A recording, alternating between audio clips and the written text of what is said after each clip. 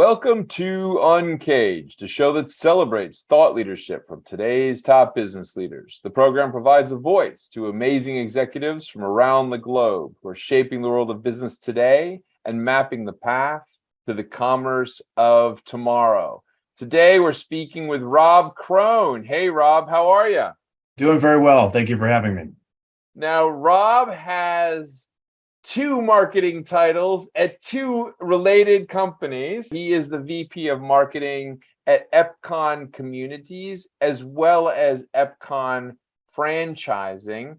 And we'll talk about all of the things that Epcon is doing in the broader space. I mean, Epcon Communities builds single family homes and develops communities that are popular with 55 plus buyers. Epcon franchising works with a lot of these home building groups, and we'll talk about kind of how that works and how Rob has built that, has played a key role in building that out. But before we get into the Epcon story, Rob, tell us a little bit about yourself and your career. Sure. My career really started in the agency world. So I came up in the advertising agency world, working in a variety of industries. I then went to work for myself. I had my own marketing company for a number of years. And then I went into the high growth startup world. Technology companies were high growth. Ultimately, I now work for a home builder. So it's a bit of a winding path, but I think what's really helped is that variety of background, various industry backgrounds, is that I can come into home building and kind of apply a lot of different knowledge to this space. So, I mean, I'm an old agency hand as well. And so we share that in common. And Rob, I think you found yourself in the marketing function in a very dynamic industry. Tell me a little bit more about Epcon and your experience. Sure, absolutely. The interesting thing with Epcon is we are a B2B as well as a B2C company. So we are a home builder and we develop communities and we build homes and we sell them primarily to a 55 plus audience. But at the same time, we're a B2B play where we're also a franchise company. We go out, we find other builders in the space, custom builders, land developers, people that are trying to grow or diversify their business. And then we're a really great opportunity for them to jump in a much quicker way, be up and running in a segment of the home building industry that maybe they haven't been in before. Maybe they're a first-time builder or a move-up, a custom builder, and they've thought about getting into the 55 plus space, but it seems like a lot of work, a lot of time and energy. And they can come in and learn from what we've done for our 35 plus years of business and get to market much quicker, have a proven product, proven business model. So, marketer to marketer, tell me a little bit about the audience, the 55 plus audience that you guys are playing with. Yeah, it's changed over the years. I've done a number of generational projects in my time with other industries as well. So when the company first started, it was primarily a silent generation audience. Modest needs. They wanted a single level home around other people for safety and security. A one-car garage was plenty. They just were a little bit more modest in their wants and needs. As the baby boomer generation evolved and came about and started entering the 55 plus space, they had a different set of wants and needs. They wanted a bigger home. They wanted a detached home. They wanted a clubhouse. They wanted amenities and those type of things. And our company evolved to develop products and develop communities that fit that need. Well, right now we're beginning to switch over to a Gen X buyer. And the difference between silent generation and baby boomers is going to be as dramatic as baby boomers into Gen X. So there's going to be a different product, different price point, different messaging that's going to come into play. So I'm a Gen Xer, Rob. So tell me a little bit about us. I'd be curious what we want. I think it comes down to it's a more analytical buyer and a little more skeptical buyer. So we might go to market with a tagline, "You deserve this," for a baby boomer, and for an Xer, it'll be, "You can afford this." Much more practical, analytical decision. Is it something I can afford? Is it a smart investment for me? The product's going to be similar, but the price point may have to come down. The early wave boomers had a lot of financial advantages that the generations, even the late boomers and early Xers, didn't have, as far as coming out of college, maybe not having to go to college, things in the market that advance for them. So the Gen X is going to have a little less money than what that early wave boomer has been able to afford. So, what an interesting time to work in the construction space. I mean, and certainly looking at it from a marketing perspective, I mean, managing extreme demand to a dearth of demand to an extreme demand again. Tell me a little bit about that marketing trend and, what we've seen, how you've been able to navigate that. Yeah, I started with Epcon in 2013. So it was just that tail end of the Great Recession. A number of builders, including our company, were hesitant to kind of move forward because they still had PTSD in many ways of what had transpired the previous 5 or 6 years. But it very quickly picked up as you go into 2014 and 2015. Things started back very quickly. As you get into just as COVID was about to hit, things were really on fire. And then COVID hit and set things back. But in our segment of the market, it only lasted about 6 weeks. Wow. 6 weeks where there was a little bit of dip, and then the foot went back on the accelerator. And since the beginning of the pandemic until just recently, it's really been on fire. I say if you're used to 60 miles an hour and all of a sudden it's going 100, that's really where we've been the last 2.5 years. Wow.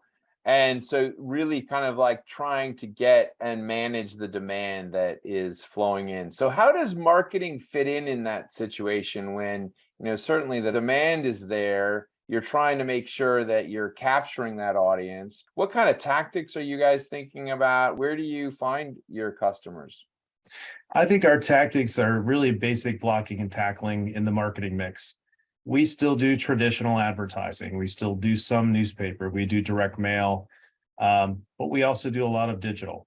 It makes all the sense in the world to be consistent in your efforts, in your digital spend, so that we're reaching our audiences where they are or where they're looking. So a lot of things we do online, a lot of traditionally we do as well, but we spend accordingly. We're not overspending in one area and underspending in other. We're tracking, we're measuring, and we're making sure we're getting the best return on investment for whichever path we take. So, Rob, as a business leader, running the marketing function, during the pandemic, we found ourselves not able to go to our office homes and stuck in our homes that might have been built by Epcon. How did you guys navigate that process and really manage the team? I think one of the great things is our company has always been innovative and a thought leader when it came to the adoption of new technologies in the home building space. Virtual tours, things that people could do online to be able to physically tour a home, just not in person. Right. And we had made investments in that for a good 10, 12 years prior to the pandemic hitting. When the pandemic hit, we were able to repackage all of our digital assets and distribute them across our entire network. And so in some states, you literally could not walk into a model, you could not come to a community. And that kind of stopped some people in their tracks. But taking those digital assets and redistributing them allowed them to continue to have sales conversations with potential buyers and do it online, and they could continue to sell homes. A number of builders didn't have those assets, and they were stuck without anything to do. And you can imagine the workload that happened. All of a sudden, the digital companies were being inundated with requests. They couldn't keep up with demand. So if you didn't already have it, it took a while for you to get it. Yeah. I mean, kudos to you and to the team that you were, I'd say, a step ahead and making sure that you had those assets that you could actually do things with. And certainly that placed you and Epcon in a good position going forward for the future. And let's talk about that. I mean, we find ourselves again in an interesting marketplace here with extremely accelerating inflationary pressure. I mean, how is that changing the way you're thinking about marketing? I think ours is a matter of let's talk about what's actually taking place rather than what we think is taking place. A number of our buyers are watching the headlines, they're watching the news, and they are getting nervous. There's that fear and uncertainty of what's taking place. But if you take a moment and you ask them the question, are you actually in the market full in risky investments at this point. Most of them, they're not. They've moved back into very conservative interest-bearing accounts many ways. Many of them already have equity in their current home, which there's still huge demand for homes. They can still sell their home and tap into that equity. There's also loan programs that they can apply. So if you really talk them through their financial situation, they're usually in a very good place, as opposed to what they're hearing on the news saying everything's bad. So if you can have them weigh where they are versus where they think they are, it kind of settles things down. Yeah, that's a really great way of phrasing it and making sure that people can see the forest through the trees, or what in reality is actually happening. Yeah. Well, Rob, I mean, where do you think we're going to be, let's say, 6 to 18 months from now? What does the market look like? From what I've seen, and we talked to a number of industry experts as well for our company, because we have to advise our company as well as our franchise builders. We're looking out ahead.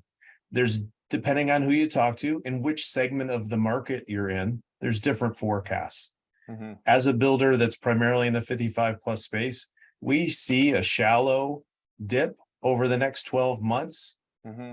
and then a rebound that will follow after that. Other segments of the market may go down a little bit farther. I'm not an economist, so I try not to make those predictions. I'm going more based on what we hear. And I think we feel that to be true. But I guess, the thing that's timeless is that people will be 55 plus and they Yes. will need to figure out where they're going to live. And that's where Epcon's going to come into play. We've been speaking with Rob Krohn. Rob, if someone wanted to speak to you more about what you and the team are up to at Epcon, where's the best place to find you? If they're interested in learning more about the franchise opportunity, epconfranchising.com would be the way to go. If they're interested in learning more about our home building itself, epconcommunities.com, and they can see the variety of communities that we have all across the country. Excellent. Well, Rob, thanks so much for being on Uncaged today. We've been speaking with Rob Krohn. He's the VP of Marketing at Epcon Communities and Epcon Franchising. Epcon Communities builds single-family homes and develops communities that are popular with 55 plus buyers. Epcon Franchising works with franchise builders all over the place, and has built over 30,000 homes and developed over 400 communities. And Rob, amazing kind of perspective that you have on the I'd say broader home building marketplace. Certainly, I imagine it will have ups and downs over the near future, but as I said, kind of a timeless need for all of us. So thank you so much for talking to us, and we look forward to having you back. Thank you. Cheers.